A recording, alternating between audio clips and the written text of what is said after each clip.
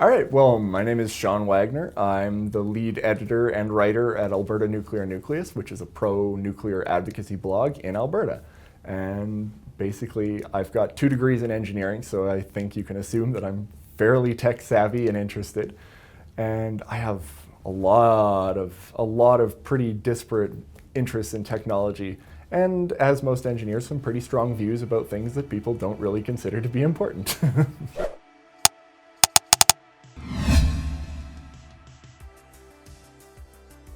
No, I'm an Android guy. I am very much an Android guy because I honestly, I got into Android because I could not stand iTunes. Just couldn't stand it. The interface was awful, but that was back in like 2003. So now I just have inertia. But one thing that I use a lot, I love Spotify. But Spotify has some serious problems with their randomization function, their shuffle function. I don't know what it is, but they don't seem to keep a log of things that you've listened to lately. So they constantly can repeat songs that you've already listened to on your shuffle thing. And it drives me insane, and I don't know why. It's like 3 lines of code to say, keep log of last 80 songs that person has listened to, remove from shuffle. I don't know why they don't have it, and it drives me insane. It's just a lot of simple things like that. The little quality of life things that you get in certain apps is always, it's what sets a good app apart from a really great app.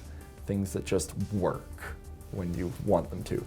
I've got OpenOffice right now. I used to be a Microsoft Office kind of guy, but so I'm trying to learn OpenOffice. Having some troubles moving files between the new DocX and XLSX into ODFs and whatnot. It's kind of a problem, but it's not really that bad because you can just change it into a regular doc or an XLS. But it's not quite as polished, but it does seem to be just as much kind of ability-wise. God, I would love to learn Python. I would love to learn how to code. When I was back in university, there was an entire course that we needed to take on coding. It apparently was not really that important because by the end of that course, I couldn't write code, I couldn't read code, I couldn't debug code, and I got a B-. So I've always understood that I probably should learn to code, but I've never really been able to. Apparently I'm just not that great at languages. I would love to keep going in nuclear, but I would also love to go back to doing something that I previously did. I used to do research at the University of Alberta, and I actually have a patent on a type of, technically it's based off of a theory of nanoscale gas flow through porous medium. Sounds really, really boring. What it actually is a method of producing linear thrust through gas flow with only the application of electricity through a solid state medium, which means that if you really, really wanted to and you had enough energy and this actually works, just because I have the patent doesn't mean we've actually gotten proof of concept yet. But the idea is that if you had enough power and you had enough of these modular units, you could actually make a flying car.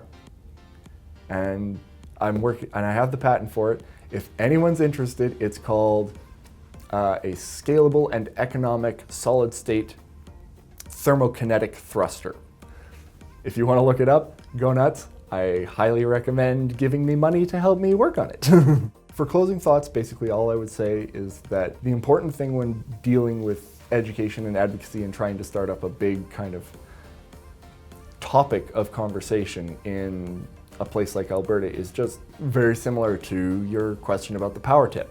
It's, just take that first step, take a little bit of interest in something that you might not have any interest in, and see if it sparks more interest.